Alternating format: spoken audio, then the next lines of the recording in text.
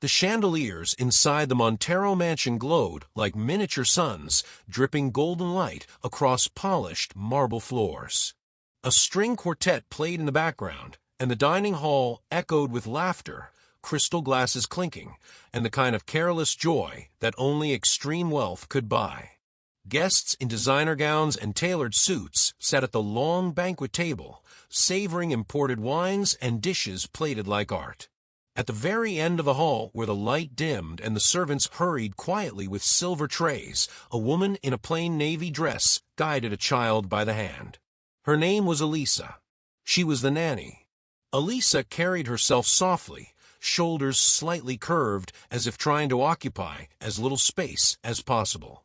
The boy in her care, Lucas, was 6 years old, restless and eager to show her the toy car hidden in his pocket. She whispered gently, smoothing his hair, "Your mother asked me to put you to bed.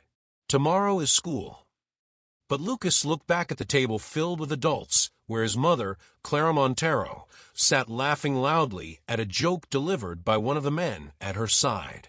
Clara's diamond earrings sparkled under the chandelier, her eyes lined with sharp precision, her smile perfectly rehearsed.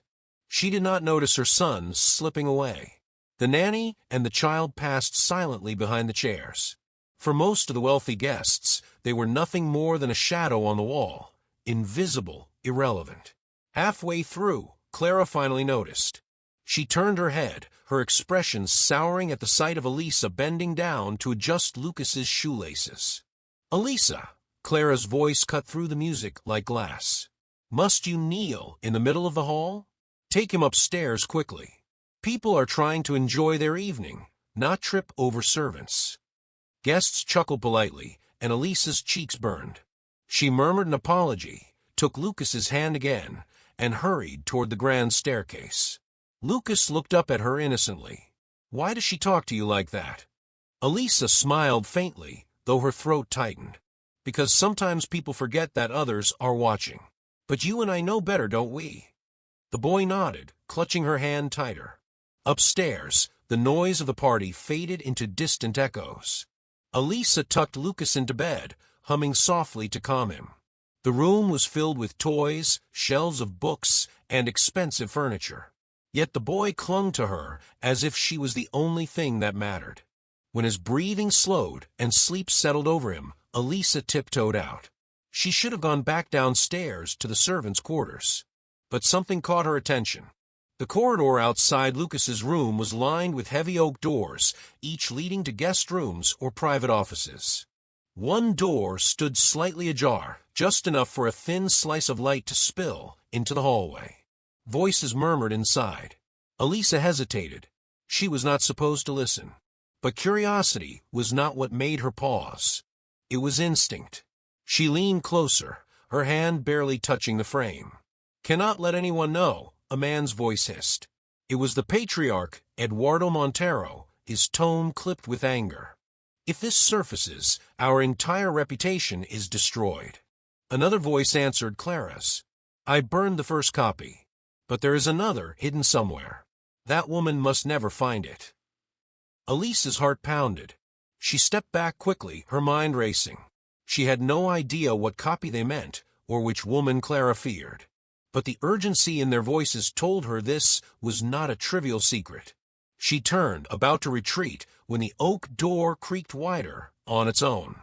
A draft from a hallway nudged it open just enough for her to see inside. Eduardo stood near the fireplace, his face flushed, veins visible on his neck. Clara sat on the armchair, clutching a glass of wine, her manicured fingers trembling slightly. On the table between them lay a folder of documents. The pages were thick, stamped official. Elisa's breath caught. She recognized seals, signatures, something that looked like a government emblem. She moved back into the shadows as Eduardo slammed his fist on the table. "No one outside this family can know. Do you understand? Not the lawyers, not the board, not even Mariana. If word spreads, it will not just be money we lose. It will be everything."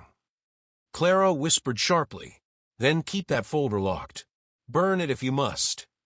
Elisa pressed her back against the wall, her chest tight. Every instinct told her to leave, to go back to the servants' quarters and forget she had ever seen anything. She had worked in this mansion for only 3 months, and already she had learned that silence was survival. But she had also learned something else. Those who were treated as invisible could see more than anyone imagined. She took a steadying breath, then slipped down the hallway silently. The following morning, the mansion was unusually tense. The staff whispered in corners, their eyes darting toward the family's private wing. Elisa noticed that Eduardo's personal driver left earlier than usual, carrying a sealed briefcase. In the kitchen, while preparing breakfast for Lucas, she overheard 2 maids. Said the will is going to be read next week. Which will? The old man's.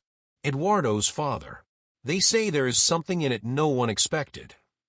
Elisa froze, her hands tightening on the milk jug. So that was it. The folder, the argument, the fear in Clara's voice. The will. She delivered Lucas's breakfast tray, but her thoughts spiraled. Why would a family so wealthy, so powerful, panic over a will? Unless it contained something that could ruin them. Later that day, while Lucas played with building blocks, Eduardo's sister Mariana entered the nursery. She was kinder than Clara, softer, though her eyes carried shadows. Elisa, thank you for staying with him, Mariana said, ruffling her nephew's hair. You know you are good for this house. But be careful. People in this family keep secrets, and secrets are dangerous. Elisa forced a polite smile. I just take care of the boy, Senora. Mariana studied her for a moment longer, as if sensing the storm already brewing behind Elisa's calm expression, then left. That night, as the household quieted and the last guests drove away, Elisa passed the grand study. The door was shut, but through the keyhole she saw Eduardo alone, locking the same folder inside a cabinet. She whispered to herself, dark secrets are never buried forever. Her reflection in the polished brass doorknob startled her. For a moment, she hardly recognized the woman staring back. She was not just the nanny anymore. She was a witness. A silent witness to something that could tear the Montero family apart. The sun rose over the Montero estate like a spotlight that did not forgive shadows. Staff filed in through the service entrance, heads down, hands busy. Elisa tied her hair, slipped on her plain navy dress, and checked on Lucas before breakfast. He was building a tower from wooden blocks, the small crease between his brows a sign of deep focus. He looked up. Will you be here after school? Of course, she said. I promised. Downstairs, the dining room had a different temperature than the night before. Less laughter. More phones. Eduardo scrolled through emails, jaw tight. Clara drank coffee without touching the plate, as if heat alone could shelter her nerves. Mariana entered with soft steps and greeted the staff by name. This small gesture always told Elisa, who still remembered how to be human. Good morning, Clara said to no one in particular. Her gaze slid over Elisa and stopped on Lucas. Eat quickly. You have piano after school. Lucas frowned. I want to play football.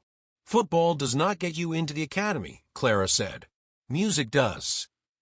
Elisa placed a bowl in front of the boy. 2 bites of fruit, then toast. Clara's eyes cooled. You do not decide. I am helping him keep a routine.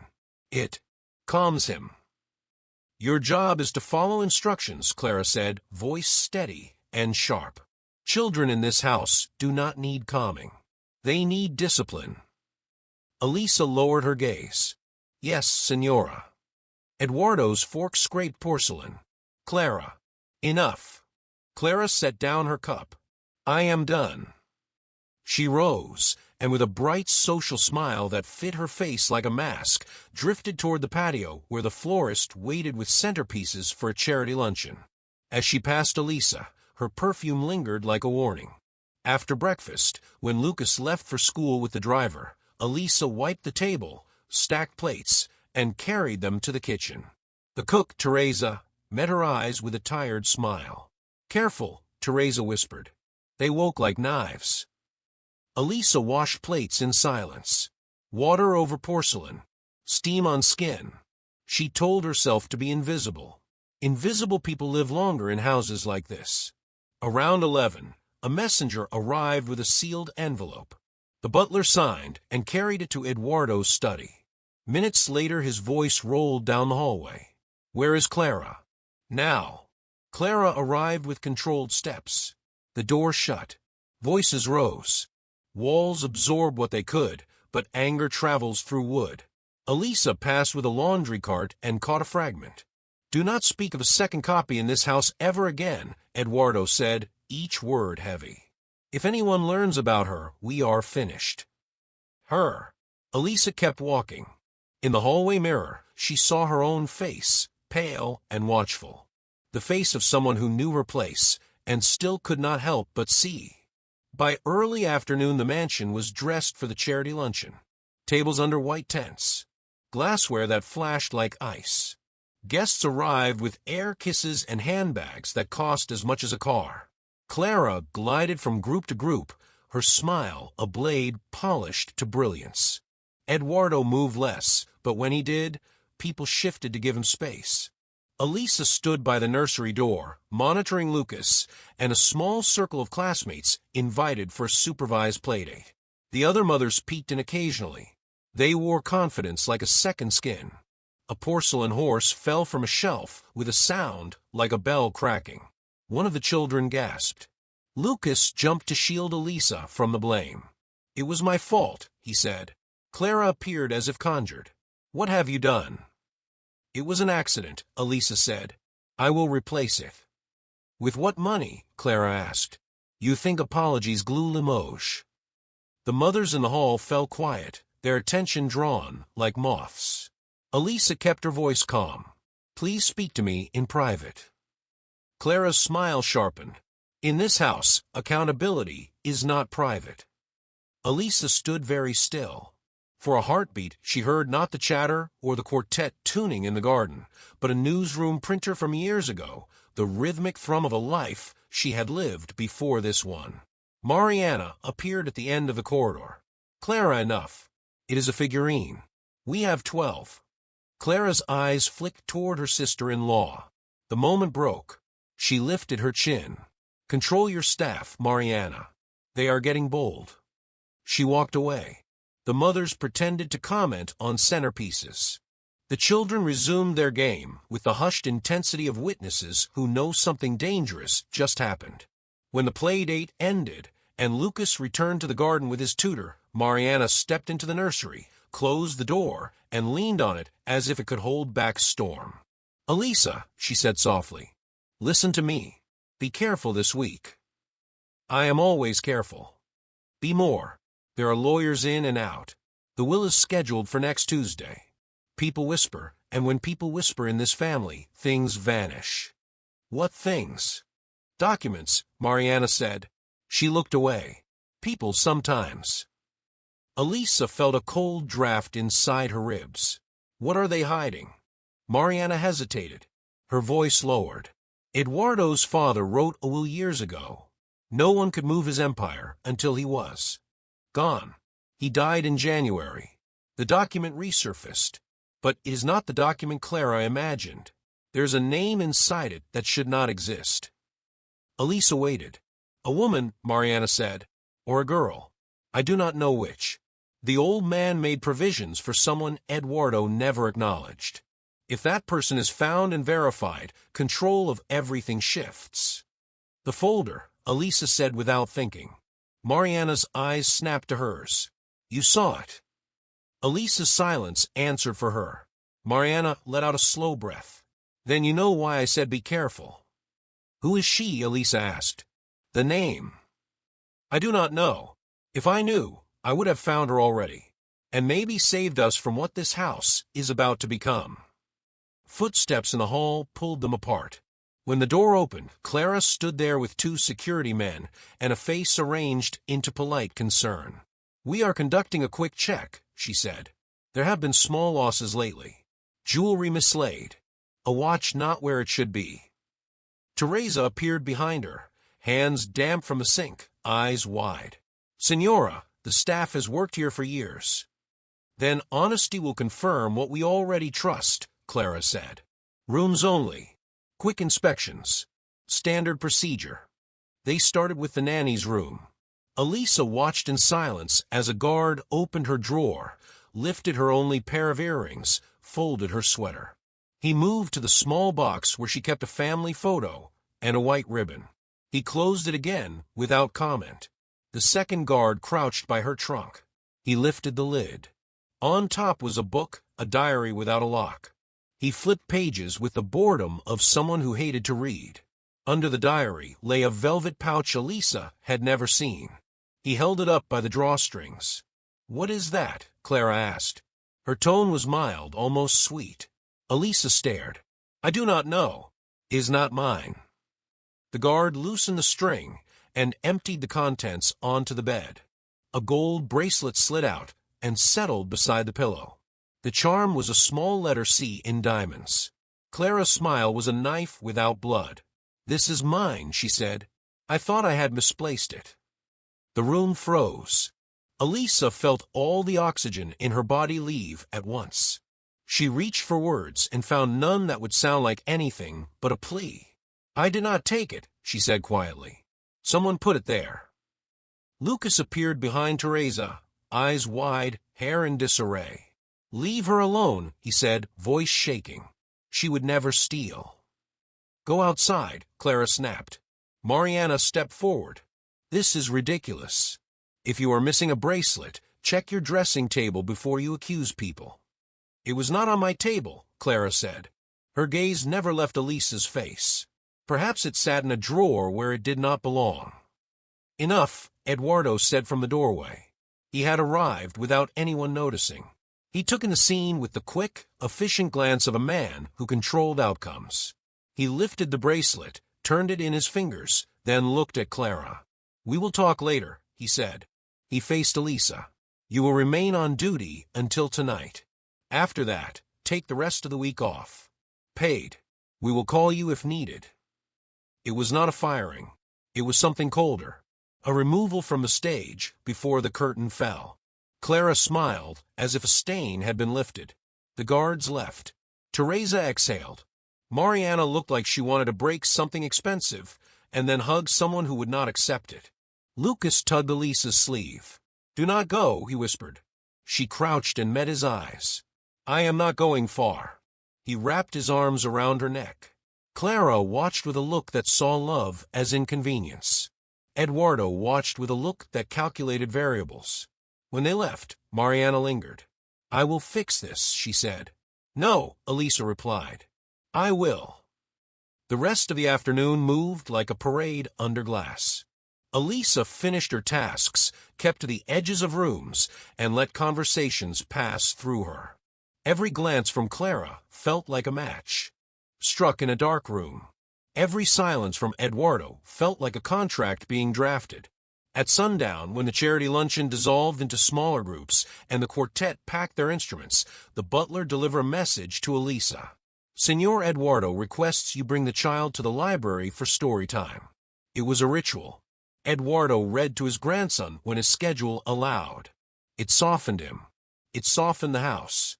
In the library, leather and paper and quiet light made a world that felt almost safe. Eduardo sat in the armchair with a medical journal on his lap, an incongruous choice for literature. Lucas climbed into his lap with a book about explorers. Elisa stood nearby, hands folded, eyes lowered but alert. Eduardo read aloud. His voice gentled as the boy leaned into him. Elisa watched the lines on his face rearrange into something human. Halfway through, Lucas touched the inside of Elisa's wrist. He did it when nervous. She glanced down and saw his small finger tracing a pale scar she had carried since childhood. When Eduardo looked up, he saw the intimate sign between them. "You care for him," he said unexpectedly. "Yes," Elisa replied. Eduardo closed the book and shifted Lucas to the couch. "Go brush your teeth," he told the boy. "I will finish the chapter upstairs." When Lucas left, Eduardo regarded Elisa in a way that made the room narrower.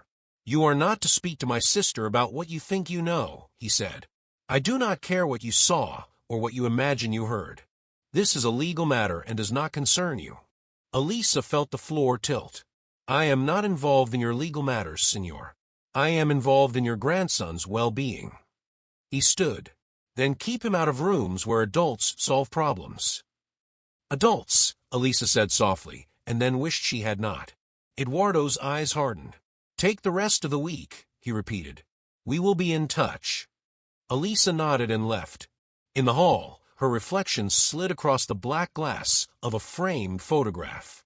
A family on a yacht. Smiles that did not reach their eyes. Water blue enough to drown in. She turned toward the service staircase. At the landing, a small door opened to a linen closet. She stepped inside to fold a stack of towels. The act gave her hands permission to move while her mind raced. She had seen the cabinet where Eduardo locked the folder.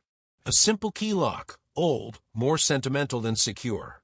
On the bookshelf nearby sat a silver vase, heavy ornamental, used as a decoy safe in houses that believed in theater as much as security. She picked up the vase. It was heavier than it looked. Under the felt base, her fingers found a seam. She pressed. The base clicked open to reveal a small compartment. Inside lay a key with a tassel the color of old wine. Her breathing sounded too loud in the tiny room. She replaced the base, set the vase exactly where it had been, and listened. The hallway was quiet. In the study, the cabinet stood like a chest of secrets. Elisa closed the door behind her, counted to 3, and turned the key. The lock yielded with a sigh. Inside lay the folder. Thick paper, notary stamps, an embossed seal of the city. She photographed each page quickly with her phone, the camera sound muted. A name appeared again and again as beneficiary of unusual clauses. Isadora Rocha. Provisions for education, housing, a trust that triggered only upon confirmation of paternity. There were letters, too, in the old patriarch's hand. Regret, affection, instructions to make right what had been left wrong for too long. Under the folder lay a smaller envelope addressed to Eduardo. She hesitated, then slid the letter out halfway, enough to read the first line. You cannot buy back a raised child. You can only meet her and ask for forgiveness. Her finger trembled. She replaced the letter exactly as it had been. She returned the folder to its place. She locked the cabinet and returned the key to the vase. In the corridor, she almost collided with Teresa. Where were you? The cook whispered. They are looking for you. Who? Security. Clara says you violated policy. She wants you out tonight. Elisa felt the moment split into 2 possible futures. One where she left quietly with her bag and never saw Lucas again. Another where she stayed and accepted the consequences of choosing truth over safety. She chose. In her small room, she packed a backpack with essentials. Clothes, toothbrush, the photo, the ribbon. She plugged in her phone and uploaded the images to a cloud folder with a name only she knew. As the progress bar crawled, a memory rose with a clarity that made her sit. A newsroom at midnight. A paper deadline. Her name on a front page that accused a beloved mayor of embezzlement. The calls that followed. The threats. The termination letter that cited downsizing. The friend who said she should have been kinder to power. The apartment she had to leave. The mother who got sick. The jobs that never called back. She had not fallen into nanny work. She had stepped into it because care is a language, and she had always known how to speak it. A soft knock. Mariana slipped inside and closed the door. You have to go, she said. Now. Elisa stood. Clara wants me out. Security has your name on a clipboard like a delivery. Eduardo did not stop them. He is leaving for a meeting with a notary. There is a wine tasting at the club tonight. That is the cover story. The real meeting happens in a private room. Which room? The cellar. The old one. He likes to pretend business is ancient ritual. Elisa zipped the backpack. I am going to the club. No, Mariana said. Fear sharpened her voice. You will not walk into that alone. Elisa's voice softened. I am not walking alone. I am carrying proof. Mariana stared at the backpack like it contained a live wire. Tell me what you found. Elisa shook her head. If they pressure you, you can tell the truth. You do not know. Mariana swallowed. Then let me help another way. She reached into her jacket and removed a slim phone, not her usual one. Prepaid. Anonymous. If anything happens, send me one word. Seller. I will come. Elisa took the phone. Their fingers brushed. The touch said what words should not. Trust me. Be careful. If I do not come back, tell the boy I did not leave him. She left through the staff gate into a cool evening that smelled like wet stone and cut grass. The Montero Club sat 4 blocks away, all columns and pride. She kept to the side streets, hood up, head down. At the service entrance, she flashed the face of someone who belonged everywhere and nowhere. Staff came and went with crates of wine and trays of cheese. No one stopped a woman carrying a garment bag and walking like she had a destination. Inside, the main hall hummed with money. Laughter. A sommelier speaking about terroir, as if it was character.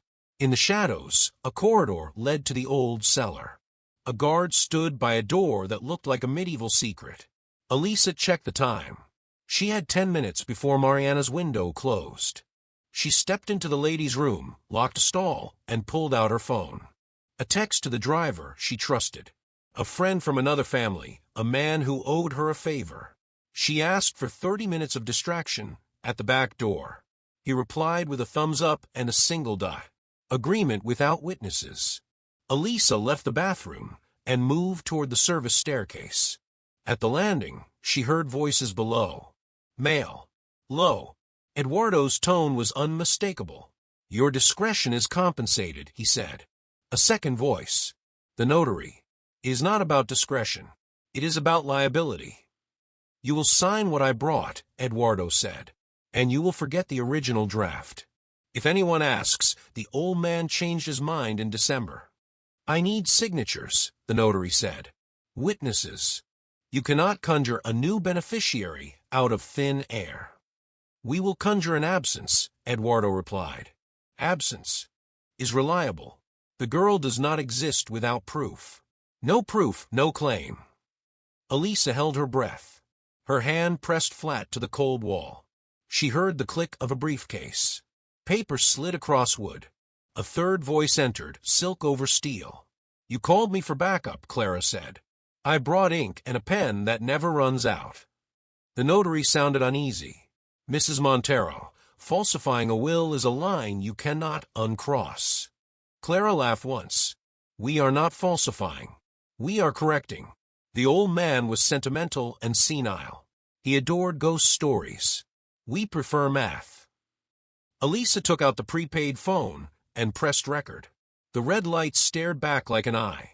She held it near the crack between door and frame. Voices rose, dipped, sharpened. Sign, Eduardo said. The notary exhaled. I will note that this is a temporary draft pending verification. You will note what I pay you to note. Footsteps approached the stair. Elisa retreated into the pocket of shadow behind a pillar. A guard passed with a tray of glasses.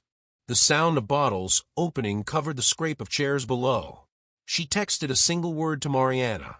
Seller. A reply came at once. 5 minutes. Elisa pocketed the phone and moved closer to the door. The wood was old, thick, and kinder to sound than the thin air upstairs. Inside, paper rustled like leaves that refused to fall. Tell me again, the notary said. If the girl appears, what happens? She does not appear, Clara said. She disappears. The room went silent. The word hung there like a drop of poison. Eduardo cleared his throat. You mean we settle privately? She signs. She leaves the country. She lives well. This is my daughter's house. I will not have strangers at my table. Pay her and make her vanish, Clara said. Or pay a different way. Men in this city do favors for friends. Elisa's fingers tightened on the phone. She imagined a girl with a borrowed name, a birth certificate folded into a wallet, a life small enough to miss when standing at the window of a mansion. The guard at the corridor end spoke into his radio. Copy. 10 minutes. He turned and saw her. Staff only, he said. Elisa smiled. I am staff. He scanned her face. His eyes narrowed. From where? Before she could answer, there was a soft click behind her. Mariana appeared like a shadow that had learned to walk. "She is with me," Mariana said. "My assistant. We are setting up for the silent auction upstairs." The guard shrugged. "Stay away from the cellar. Private tasting." Mariana nodded and guided Elisa by the elbow toward a storage alcove out of sight. "What did you get?" Mariana whispered. "Audio," Elisa said. "Talk of drafts. Talk of making a girl disappear." Mariana's throat worked. "We need a copy that survives what comes next." Elisa handed her the prepaid phone. "Back up the file to your cloud. Use a link only you can open." Mariana did it with shaky fingers.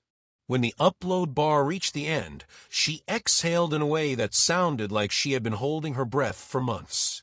Footsteps again. 2 men turned the corner. Not guards. Security hired by the hour. The type who liked to show they could recognize trouble. "Ladies," the taller one said. "Event staff should not loiter in service areas."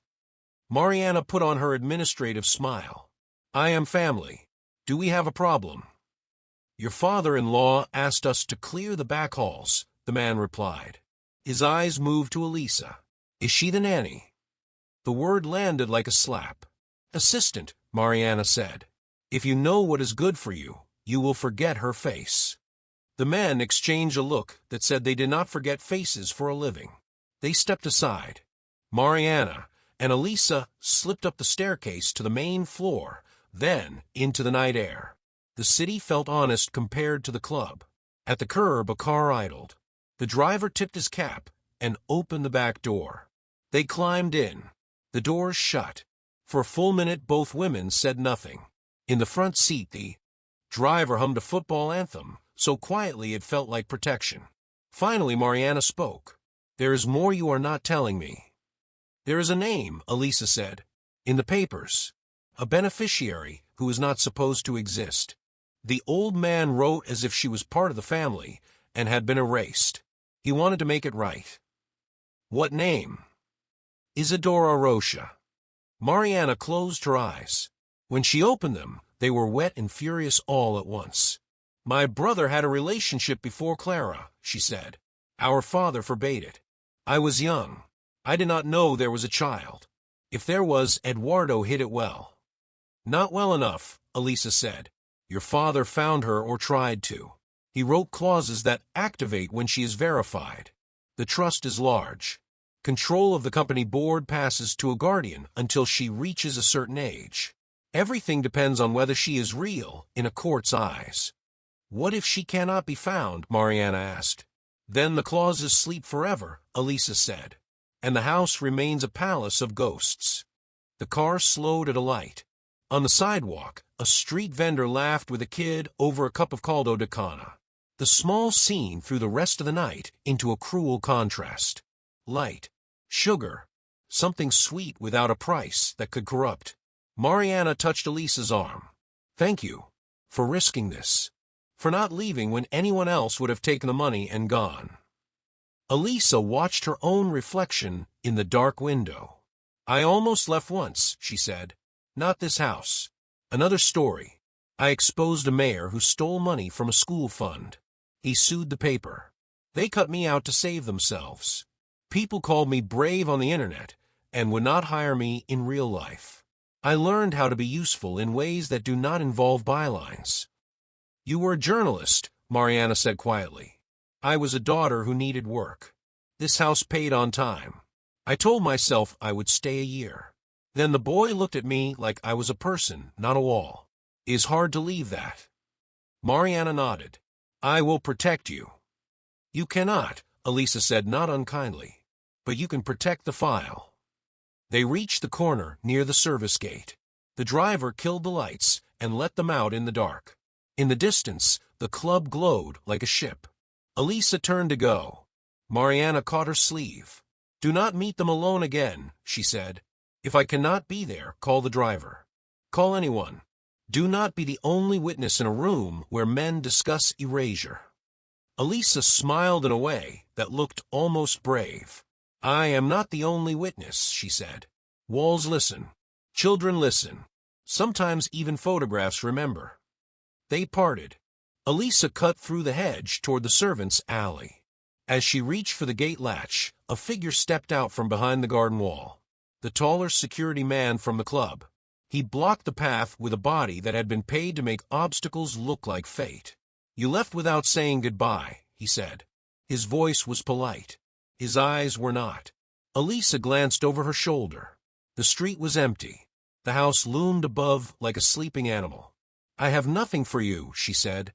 "Go ask your employer for instructions." "I already did," he replied. He lifted his wrist to show a message on his phone. A single line. "Hold her. Wait for me." The gate hinge creaked. Another shadow detached from the wall and moved behind her. The latch clicked shut. Elisa tightened her grip on the backpack strap. She forced her voice to remain level. "If you touch me, there will be cameras," she said. "There are always cameras." He smiled without humor. "Cameras belong to someone. Tonight they belong to us." Her other hand slid into her pocket and found the prepaid phone. She opened the text thread and typed one word without looking down. "Seller." The message sent. The typing dots blinked. No reply yet. From the house, the sound of a car door. Then another. Footsteps on gravel. The smell of expensive cologne, like a signature before. A contract. Eduardo's silhouette appeared at the top of the path, backlit by the porch light. He descended with slow, measured steps. Behind him, Clara walked as if the night were a runway, and danger a dress she wore well. Eduardo stopped 2 paces away. He looked at the man. "You held her. Good." He turned to Elisa. He did not raise his voice. He did not need to. "You were told to leave quietly," he said. "Instead, you chose to listen where you were not welcome. Now you will give me your phone and everything you copied. If you cooperate, you go home tonight. If you refuse, things become complicated." Clara's smile returned, thin and bright. "You are a nanny," she said softly. "Do not make the mistake of believing you are a player." Elisa lifted her chin, and for the first time since she had stepped into this house 3 months earlier, she let them see the spine she had hidden inside soft gestures and quiet steps. "You should not fear me," she said. "You should fear the truth you built this life on." Eduardo held out his hand. The phone. Voices drifted from the street. The driver's whistle, low and casual, floated like a thread in the dark. It was close, but not close enough. Elisa met Eduardo's gaze and smiled without showing her teeth. She slid one phone from her pocket and held it out. Not the prepaid. The other. He took it. He frowned at the lock screen, then passed it to the guard. "Search her," he said. The guard stepped forward. From the corner of the hedge, a light flared. A camera. Not a house camera. A neighbor's doorbell across the alley, catching motion, turning its small eye toward the scene. It was not much. It was something. Time, Elisa thought. "I just need time." The guard's hand reached for the pocket with the second phone. Elisa moved first. She pivoted, slipped past his reach, and ran. Gravel flew underfoot. The gate scraped her hip as she pushed through. A hand caught the strap of her backpack and tore it free. The pack fell. She did not stop. She bolted into the street and cut left toward light. Behind her, Eduardo's voice finally cracked. "Get her." The last thing she heard before the night swallowed the sound was Clara's laugh, cold as a blade, sliding home. The street was empty except for the echo of Elisa's steps pounding against the cobblestones. Her lungs burned, but she did not stop. She turned corners without looking back, trusting instinct more than sight. Behind her, the thud of heavier steps closed the distance. The men were faster, but she had something they lacked. She knew how to vanish in plain sight. At the second alley, she ducked behind a row of recycling bins and pressed her back to the wall. Her breath came in sharp bursts. The men sprinted past, cursing, scanning the shadows. When their footsteps faded, she slipped out and walked quickly toward the busier part of the avenue. A crowd was safety. A witness was a shield. At the end of the block, headlights flared. A car pulled alongside her. The driver leaned out. It was her ally, the man who once drove for another family. His voice was low, urgent. "Get in. Now." She slid into the back seat and slammed the door. The car rolled forward before she even fastened the belt. "They know," she said. "They planted evidence. They are rewriting the will. They are planning to erase someone who exists." He glanced at her through the mirror. "Who?" "A girl. Isadora Rocha, the old man's real heir." The driver whistled under his breath. "That is not just scandal. That is dynamite." Elisa clutched the prepaid phone. "Do you have a laptop? Something I can use?" "In the glove compartment." She pulled out the device, opened it on her knees, and tethered it to her phone. The shaky hotspot connected. Her fingers flew over the keyboard. She uploaded the audio recording to multiple drives, emailed copies to a lawyer she trusted from her journalist days, and scheduled timed releases to 3 cloud links. Even if they caught her, the secret would not vanish. Her hands trembled, but her mind was calm. She had learned in newsrooms that courage was not the absence of fear. It was fear harnessed into focus. The driver took a sudden turn. "We are not going to your apartment. Too obvious. I know a place." "Where?" "An old newsroom. Closed down years ago. No one thinks to look there." She nodded. "Go." The city blurred past neon and glass, alive with people who had no idea a storm was breaking inside one of its wealthiest families. Meanwhile, back at the estate, Eduardo stood in the garden holding Elisa's backpack. He opened it on a stone table.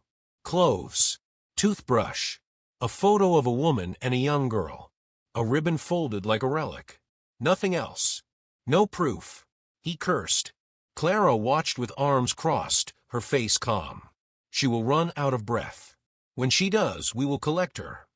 "She has the file," Eduardo said. "The name. The clauses. If she releases them." "She will not," Clara said. "She is a nanny. She is not a warrior." Eduardo's voice turned low, almost bitter. "That is what I thought about her before she read Hungarian in front of 50 witnesses. Do not underestimate her again." Clara's smile thinned. "Then let us make sure she never speaks again." Back in the car, Elisa typed a message to Mariana. Short, precise. "Meet me at the old newsroom. Bring no one. If I do not arrive, use the link." She hit send. A weight lifted from her chest. Now the truth existed in more than one place. The car stopped in front of a weathered building with a faded sign. Once it had been alive with reporters and printers. Now it was dust and echoes. Elisa stepped inside with the laptop and phone. The air smelled of paper long abandoned. In the center of the room, she set the laptop on a desk and opened the files. She read the will again, line by line. The old man's voice echoed through his handwriting. He had tried to correct his mistakes, to acknowledge a daughter hidden in silence. He had written her name again and again, as if repetition could protect her from erasure. Isadora Rocha. Somewhere a young woman was living without knowing her life was bound to this empire. The driver leaned against the wall. "So what now?" "Now I find her," Elisa said. "If she appears, they cannot bury her. If she speaks, the truth becomes a shield." The sound of tires screeched outside. Headlights cut across the dusty windows. Elisa's pulse quickened. "They found us." The driver looked at her. "Back door. Go." She grabbed the phone, slid it into her pocket, and ran through the corridor lined with broken desks. The back door opened to an alley that smelled of oil and rain. Voices shouted at the front. Heavy boots. A flashlight beam cut across the wall. Elisa darted into the night again, the city now a labyrinth of choices. She did not know how long she could keep running. But she knew one thing with absolute clarity. She had become more than a nanny. She was the witness. She was the bearer of a truth that the powerful wanted buried. and she would not let it die with her. The alley split in two. On one side, darkness. On the other, faint light from a late-night cafe. She turned toward the cafe, pushing through the door with a burst of energy. The bell above rang, startling the two customers inside. She dropped into a booth, pulled the phone from her pocket, and pressed record once more. My name is Elisa. If you are hearing this, it is because I could not finish what I started. The family you admire, the Monteros, are hiding a daughter named Isadora Rocha. Their fortune, their empire, their reputation, all of it rests on a lie. The door opened behind her. She lifted her eyes. And there, framed in a doorway, was Eduardo himself, flanked by two men in dark suits. He looked at her with the expression of a man who had already decided the ending. "Elisa," he said, voice calm and lethal. "Come home. Now." The cafe froze in silence when Eduardo's words cut through the air.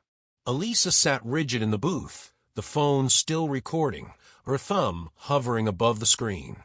Behind Eduardo, the two men stood like statues, ready to move at his signal. The waiter glanced nervously, unsure whether to intervene, but Eduardo's icy stare warned him away. "Elisa," Eduardo repeated, his voice smoother now, almost coaxing. "You do not belong here. You are a nanny. You take care of children, not wills, not secrets. Come home, and I will forget this little game." Elisa's lips trembled, but not with fear. She pressed stop on the recorder, saved the file, and slid the phone into her pocket. Then she stood, her plain navy dress pale against the cafe's yellow lights. "I do not belong here," she said slowly, "but I do not belong under your silence either." Her words were quiet, but the conviction in them shifted the atmosphere. Eduardo's calm cracked. He took a step forward, lowering his voice. "You think anyone will believe you? Who are you? Just a nanny. A woman with no money, no status, no power." Elisa lifted her chin.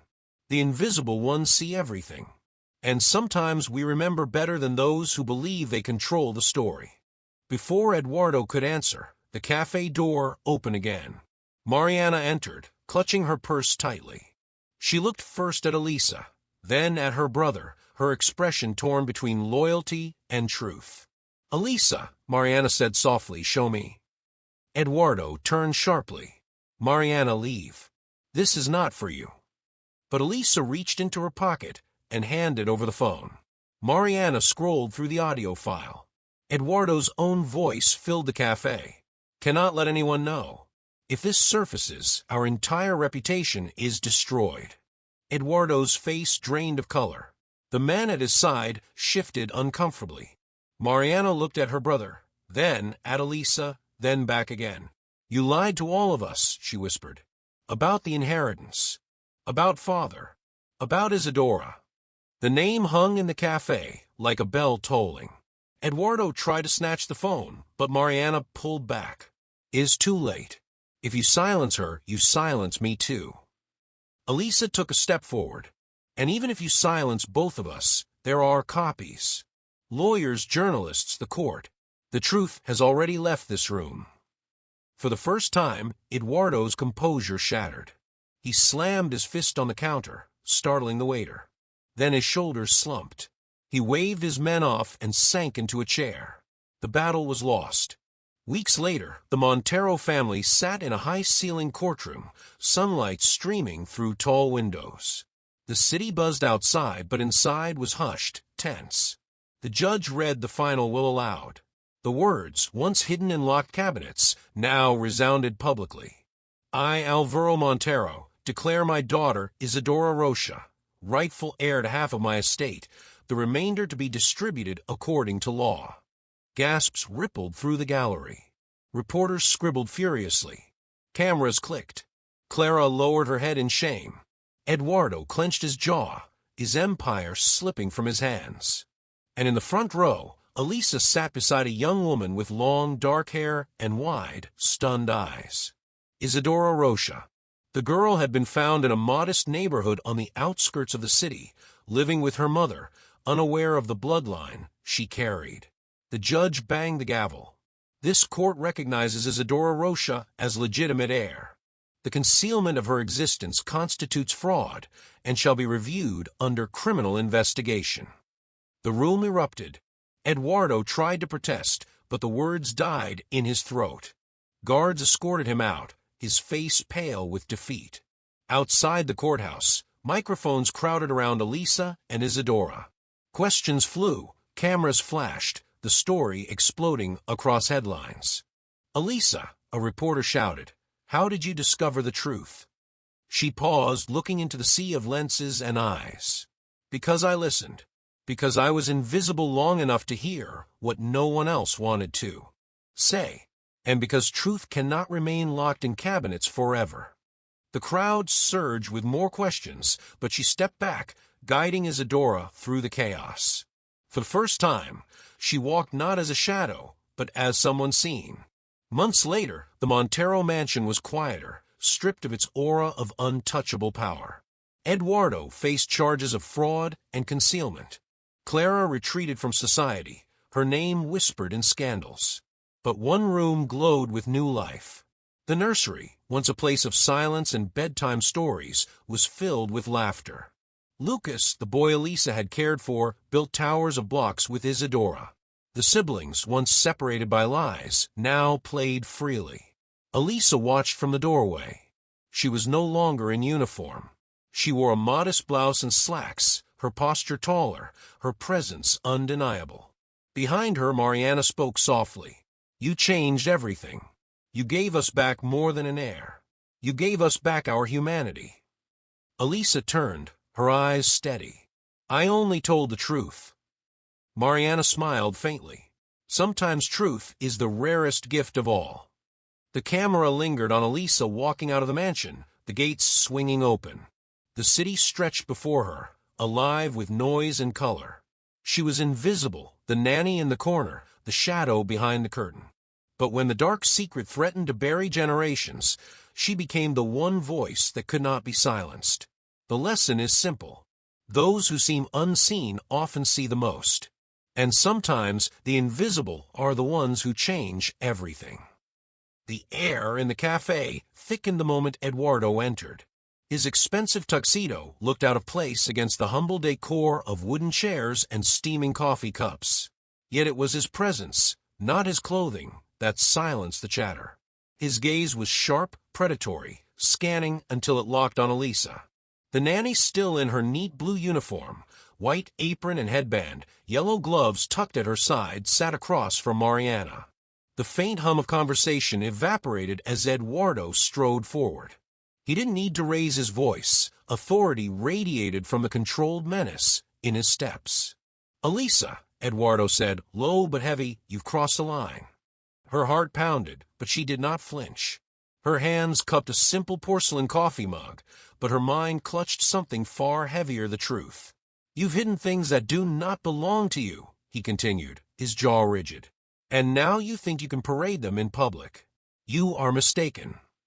Mariana shifted uncomfortably, torn between her brother's commanding presence and the fragile trust she'd begun to feel toward Elisa. The audio file on Elisa's phone had already replayed once, Eduardo's own voice betraying secrets he had sworn to bury. "You cannot undo what is already done," Elisa said, her voice firm yet calm. "The truth is out. It lives in more than one place now. Even if you silence me, you cannot silence the evidence." For a flicker, Eduardo's confidence faltered. His eyes darted to Mariana. "Mariana," he hissed, "give me the phone." But Mariana's hand clutched it tighter. For years, she had followed Eduardo's orders, played her role in the carefully constructed family facade. Yet here, in the glow of afternoon light, and in front of a woman's society deemed invisible, she felt the crushing weight of loyalty collide with conscience. "No, Eduardo," Mariana whispered. "I will not." The words shattered an unspoken law in their family hierarchy. Eduardo's face contorted, fury breaking through his polished exterior. He lunged toward her, but Elisa stood, placing herself between them. The cafe froze again, this time with the raw spectacle of a nanny defending not only herself, but the truth. Hours later, the Montero mansion loomed in silence. Curtains drawn, lights dimmed, as if the house itself tried to contain the storm brewing within. In her small servants' quarters, Elisa sat by the edge of her bed. The moonlight filtered in through the narrow window, casting silver across the floorboards. She had traded exhaustion for resolve. On her lap lay copies of the documents she had secretly scanned at a friend's office earlier. Stamped seals from Budapest, signatures in careful Hungarian script, each line confirming what Eduardo had tried so desperately to bury, the existence of Alvaro's daughter, Isidora Rocha. Elisa whispered to herself, as if rehearsing for the battle ahead, "Invisible or not, I will not be silenced." Meanwhile, across the hall, Eduardo sat alone in his study. Whiskey glass untouched, documents scattered, his reflection in the polished desk lamp warped and unrecognizable. He had built an empire of intimidation, but it now teetered on foundations of deceit. For the first time, he felt the ground shift beneath him. The following morning, the city courthouse brimmed with anticipation. Reporters swarmed the steps, microphones extended like bayonets. Cameras clicked furiously, as the Montero name, once synonymous with luxury, was now whispered in the context of scandal. Inside, the courtroom felt like a stage. The tall windows let in beams of light that illuminated motes of dust in the air, as if history itself was watching. Eduardo sat stiffly at the defense table, flanked by lawyers in dark suits. His mother, Clara, adjusted her pearl necklace with trembling hands. Mariana sat apart, not with them, but in the middle rows, caught between two worlds. And at the very front, with a presence far greater than her humble attire, sat Elisa. Blue uniform, apron, crisp, headband tied, gloves folded neatly in her lap. She was no longer just the nanny. She was the bearer of truth. The judge entered, robes flowing, his gravelly voice commanding silence. "We are gathered to review the contested inheritance of the late Alvaro Montero." Documents shuffled, murmurs hushed. And then the will was read aloud. "I, Alvaro Montero, declare my daughter, Isidora Rocha, as rightful heir to half of my estate." The name hit the room like thunder. Gasps erupted. Clara's hand flew to her mouth.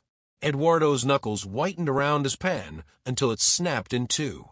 At the back of a room, a girl of about 20 entered nervously, Isidora Rocha herself. Her modest dress contrasted sharply with the opulent pearls and suits surrounding her. But her presence was undeniable. Elisa turned to look at her, eyes filled with quiet reassurance.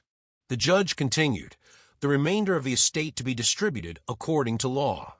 Any concealment of this information constitutes fraud." Reporters scribbled. Cameras flashed. The world outside the courthouse would soon know everything. Eduardo stood, voice sharp, desperate to regain control. "This is absurd," he declared. "This so-called will is forged. An invention by a disgruntled servant who seeks to profit from lies." His lawyer nodded quickly, parroting legal jargon, but the cracks in their argument were already visible. Elisa rose slowly, her posture calm, her voice unwavering. "I was invisible to this family for 2 years. Cleaning rooms, carrying trays, listening when no one thought I could understand. But I saw, I heard, and I found what you wanted to bury." She walked to the evidence table, placing the documents down carefully. The courtroom leaned forward. "These are authenticated by the Hungarian consulate. The seals are real. The signatures are real. And Alvaro's bloodline is real."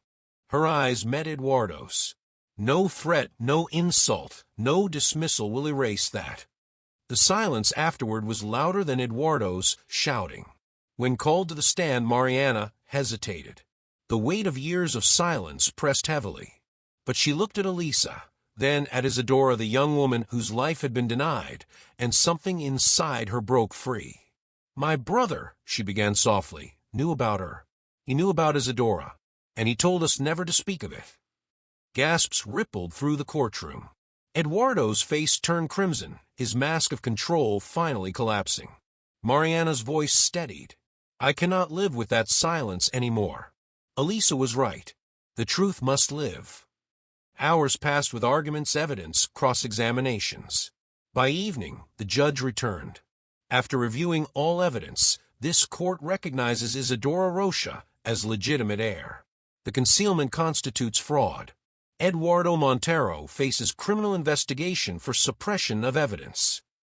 The gavel struck. Final. Absolute. The room erupted, reporters rushing, lawyers shouting, Clara fainting against her chair. Eduardo tried to rise, but guards placed firm hands on his shoulders. And through it all, Elisa remained still. The invisible had become the immovable. In the days that followed, headlines blazed. Nanny exposes Montero family secret, hidden heir revealed. Servant unveils truth that shakes empire. The world marveled at the irony. A woman dismissed as unworthy had carried the truth that toppled a dynasty. Isadora moved into the mansion not as an intruder but as rightful heir. Lucas, the child Elisa had cared for, now played freely with his newfound sister. Mariana, shunned by society for her betrayal of family, found peace in honesty. And Clara retreated into silence, pearls still around her neck, but their luster dimmed forever. One evening, months later, Elisa walked through the mansion gates. No longer in uniform now, in a simple blouse and skirt, but still carrying the quiet dignity that had defined her. The city stretched before her, alive with lights and noise. She paused, breathing deeply, no longer a shadow. Inside, laughter of children echoed not from privilege, but from truth finally allowed to live. She was the nanny, invisible, overlooked, dismissed. But when the walls of lies threatened to suffocate a family, she became the light that forced them down. The lesson is timeless. Those unseen often see the most. And sometimes the invisible become the ones who change everything.